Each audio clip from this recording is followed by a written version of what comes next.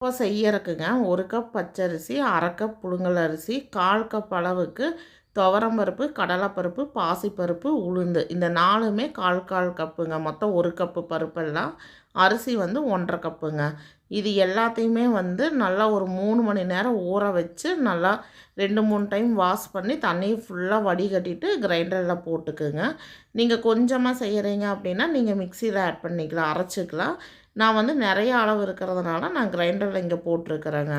வந்து அதிகம் விட வேண்டாங்க. நம்ம இதில் வந்து வெல்லம் போட்டு ஆட்டி எடுப்போம். அதனோட தண்ணி பதமே உங்களுக்கு சரியாக இருக்கும். கொஞ்சம் கொஞ்சமாக மட்டும் தெளிச்சுக்குங்க. ஒரு 1/2 கப் அளவுக்கு மட்டும் தண்ணி எடுத்துக்குங்க. அந்த 1/2 கப்பை கொஞ்சம் கொஞ்சமாக தெளிச்சுக்குங்க. வெல்லம் அளவு பார்த்தீங்கன்னா, அதாவது 1 1/2 கப்பு அளவுக்கு அரிசி எடுத்துருக்குறோம். 1 கப்பு அளவுக்கு பருப்பெல்லாம் எடுத்துருக்குறேங்க. மொத்தம் 2 1/2 கப்பு. அதே 2 1/2 கப்பு அளவுக்கு வெல்லம் அளந்து எடுத்துக்குங்க. இது வந்து நீங்கள் எந்த கப்பால் அளந்து எடுக்கிறீங்களோ அதே கப்பால் வெல்லம் அளந்து எடுத்துக்குங்க. இப்போ ஓரளவுக்கு அரைப்பட்டுருக்குதுங்க. 10 நிமிஷம் ஆச்சு நான் கிரைண்டரில் போட்டு. இப்போ இது கூட நான் 30 ஏலக்காய் ஆட் பண்ணுறேங்க. 2 1/2 கப் அளவுக்கு வெல்லம் அளந்து வச்சுருக்கிறேங்க. இந்த வெல்லத்தை கொஞ்சம் கொஞ்சமாக ஆட் பண்ணிக்கிங்க. அரிசி பருப்பு வந்து பாதி வந்து நல்லா மசிஞ்சிடணுங்க. அதுக்கப்புறம் நீங்கள் வெல்லம் ஆட் பண்ணுங்கள், சரியாக இருக்கும். வந்து நீங்கள் அதிகம் ஆட் பண்ண வேண்டாங்க. 1/2 கப் போதும். ஃபஸ்ட்டு வந்து உங்களுக்கு அந்த கிரைண்டர் சுற்றுறக்காகவும் அரிசி வந்து கொஞ்சம் மசியறக்காக தண்ணி வந்து நீங்கள் தெளித்து தெளித்து ஆட்டுங்க. அதிகம் ஊற்றிட வேண்டாங்க. உங்களுக்கு வந்து வெல்லம் கரைய கரைய கரெக்டான பதத்தில் இருக்கும். நீங்கள் தண்ணி ஆட் பண்ணிட்டீங்கன்னா தோசை மாவு பதத்தில் போச்சுன்னா நீங்கள் இது சுட்டு எடுக்க முடியாதுங்க. இப்போ பார்த்தீங்கனாலே தெரியும், நல்லா ஓரளவுக்கு மசிஞ்சிருக்குதுங்க. தான் இது வந்து இட்லி மாவு பதத்தில் இருக்குதுங்க. பார்த்தீங்கனாலே தெரியும். இப்போ நான் வந்து எந்த கப்பால் அரிசி பருப்பு அளந்து எடுத்தனோ அதே கப்பால் 2 கப் அளவுக்கு தேங்காய் துருவல் எடுத்துருக்குறேங்க. மெது மெது தரதே இந்த தேங்காய் துருவல் தாங்க. தேங்காய் துருவல் வந்து அதாவது நம்ம எடுத்துருக்கிற மாவில் 3/4 வாசி அளவுக்கு தேங்காய் துருவல் இருந்தால் மட்டும்தான் இந்த அப்பம் வந்து இறுகாமல் இருக்குங்க. இல்லைன்னா நீங்கள் சுட்டு எடுத்ததுக்கப்புறம் உள்ளே வந்து உங்களுக்கு கல் மாதிரி இருக்கும். அந்த இது இல்லாமல் இருக்கிறக்காக தான் நம்ம தேங்காய் துருவல் ஆட் பண்ணுறாங்க. நீங்கள் எந்த கப்பால் அரிசி பருப்பெல்லாம் அளந்து எடுக்கிறீங்களோ அதே கப்பால் 2 கப் அளவுக்கு தேங்காய் துருவல் அளந்து எடுத்துக்குங்க. துருவல் ஆட் பண்ணினதுக்கப்புறம் அதிக நேரம் அரைக்கக்கூடாதுங்க. ஒரு 5 நிமிஷம் அரைச்சிங்கன்னா போதும். இப்போ நம்மளுடைய அப்பம் மாவு ரெடிங்க. இதை வந்து வேறொரு பாத்திரத்துக்கு நம்ம மாற்றிக்கலாம். அளவுக்கு கெட்டியாக இருக்கணுங்க. வீடியோவில் பார்த்தீங்கனாலே தெரியும், நல்லா இட்லி மாவு பதத்தில் இருக்கணுங்க. நம்ம கேக்கெல்லாம் செய்யும் போது அந்த பேட்டரை ஊற்றுவோம், பார்த்துருப்பீங்க, மடிப்பு மடிப்பாக விழுகும். அந்த அளவுக்கு இருக்கணும். ரொம்ப தண்ணியாட்டமும் இருக்கக்கூடாதுங்க. அதே சமயம் ரொம்ப கல் மாதிரி கெட்டியாகவும் இருக்கக்கூடாது. நம்மளுடைய அப்பம் மாவு ரெடி. இப்போ இதை வந்து ஒரு தட்டு வச்சு மூடி 5 மணி நேரம் இதை அப்படியே விடுங்க. 5 மணி நேரம் கழித்து நம்ம மாவு வந்து இந்த அளவுக்கு உங்களுக்கு புளிச்சிருக்குங்க. ரொம்ப நேரம் நீங்கள் அதாவது 8 9 மணி நேரம்லாம் விட வேண்டியதில்லை. ஒரு 4லேருந்து 5 மணி நேரங்க. இப்போ இது கூட வந்து நம்ம கொஞ்சம் பொருள் ஆட் பண்ண போகிறோம். நான் எடுத்துருக்கிற அளவுக்கு ஒரு 1/4 கிலோ அளவுக்கு முந்திரி எடுத்துருக்குறேங்க. முந்திரியை நல்லா பொடியாக சாப் பண்ணிக்கிங்க. இப்போ இந்த முந்திரியை வந்து நம்ம அரைச்சி வச்சுருக்கிற மாவில் நீங்கள் ஆட் பண்ணிக்கிங்க. ஒரு 50 கிராம் அளவுக்கு கருப்பு எள்ளுங்க. அதாவது நான் வந்து இங்கே 250 ml கப்பில் நான் எடுத்துருக்கிறேங்க. அதனால் நான் வந்து இந்த அளவு சொல்லிகிட்டு இருக்கிறேன். நீங்கள் வந்து 1 ஸ்பூன்லேருந்து 2 ஸ்பூன் அளவுக்கு ஆட் பண்ணிக்கலாம். இப்போ நான் வந்து 1/4 கிலோ முந்திரி அண்டு 50 கிராம் அளவுக்கு கருப்பு எள்ளு ஆட் பண்ணியிருக்கிறேன். இது எல்லாத்தையும் நல்லா கலந்து விட்டுக்குங்க. அப்பம் மாவு ரெடிங்க.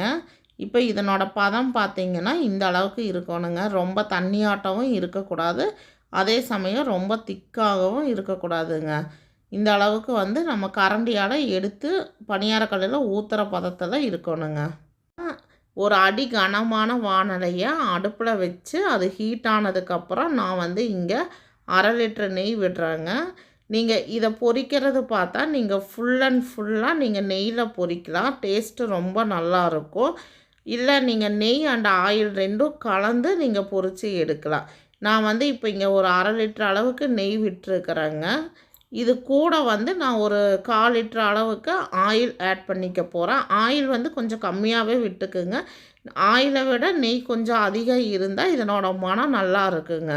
அதே சமயம் உள்ள அந்த சாஃப்ட்னஸ் அந்த டேஸ்ட் எல்லாமே நல்லாயிருக்கும். இப்போ இந்த நெய் எண்ணெய் கலந்த கலவை சூடாகட்டுங்க. சைடில் ஒரு அடுப்பில் நான் வந்து பணியாரக்கல் வச்சு சூடாக்கி இருக்கிறேங்க. பணியாரக்கல் சூடானதுமே அந்த குழியில் நெய் விட்டுக்குங்க. இங்கே பணியாரக்கல்லுலேயும் நெய் தாங்க விட்டுருக்கிறேன். நெய் சூடானதுக்கப்புறம் நம்ம ரெடியாக வச்சுருக்கிற அப்ப மாவை சின்ன கரண்டியால் எடுத்து பணியாரக்கல்லில் ஊற்றுங்க. வீடியோவில் பார்த்தீங்கனாலே தெரியும். அடுப்பை வந்து லோ ஃப்ளேமில் தான் வைக்கணுங்க. அந்த நெய் சூடாகிற இதுவும் சரி, உங்களுக்கு பணியாரக்கல் இதுவும் சரி, அடுப்பு வந்து லோ ஃப்ளேமில் தான் வைக்கணுங்க. ஃப்ளேமில் வச்சு வேக விடுங்க. ஒரு 2 நிமிஷம் கழித்து, அதாவது அடிப்பகுதி 2 நிமிஷம் வேக விட்டு மெதுவாக திருப்பி விடுங்க. உங்களுக்கு வீடியோவில் பார்த்தீங்கனாலே தெரியும். ரொம்ப டார்க் ப்ரௌன் வரக்கூடாதுங்க. அடுப்பை லோ ஃப்ளேமில் வச்சுக்குங்க கவனமாக.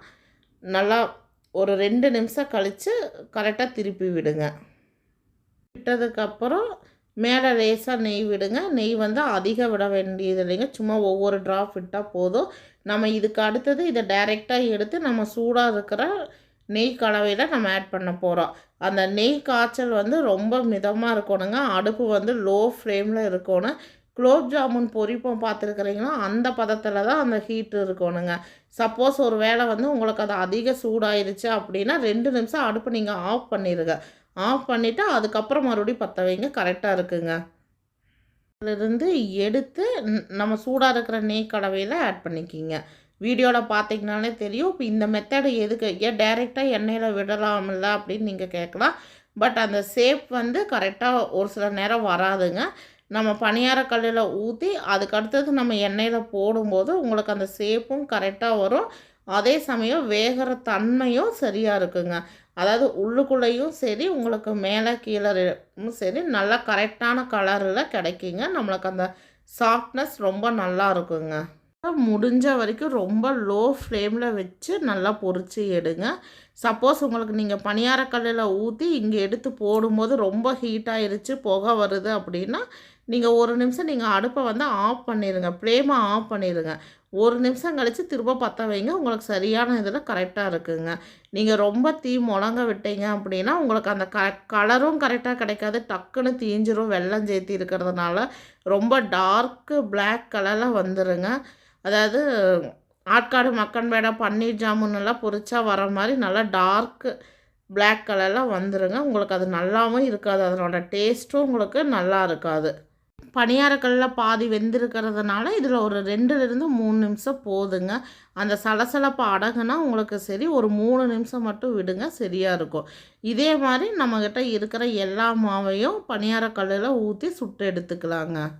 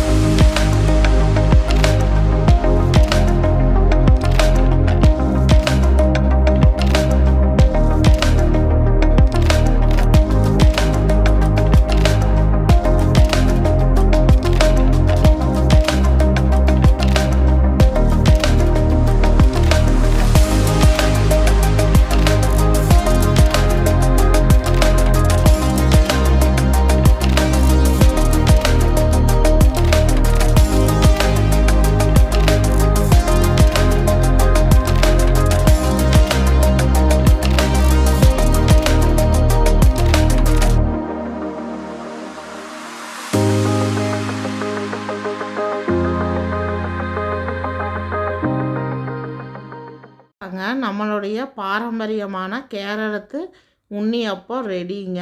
நெய் அப்பனும் கூட சொல்லலாம். ரொம்ப ரொம்ப நல்லா இருக்குங்க. இதை வந்து நீங்கள் நெய்யில் பொரிச்சா இதனோட மனம் டேஸ்ட் எல்லாமே ரொம்ப சூப்பராக இருக்குங்க. கண்டிப்பாக நீங்கள் செஞ்சு பாருங்கள் உங்கள் வீட்டில். சொல்லியிருக்கிற மெத்தடில் சொல்லியிருக்கிற சின்ன சின்ன டிப்ஸும் கூட நீங்கள் ஃபாலோ பண்ணி செஞ்சு பாருங்கள். ரொம்ப நல்லா இருக்குங்க.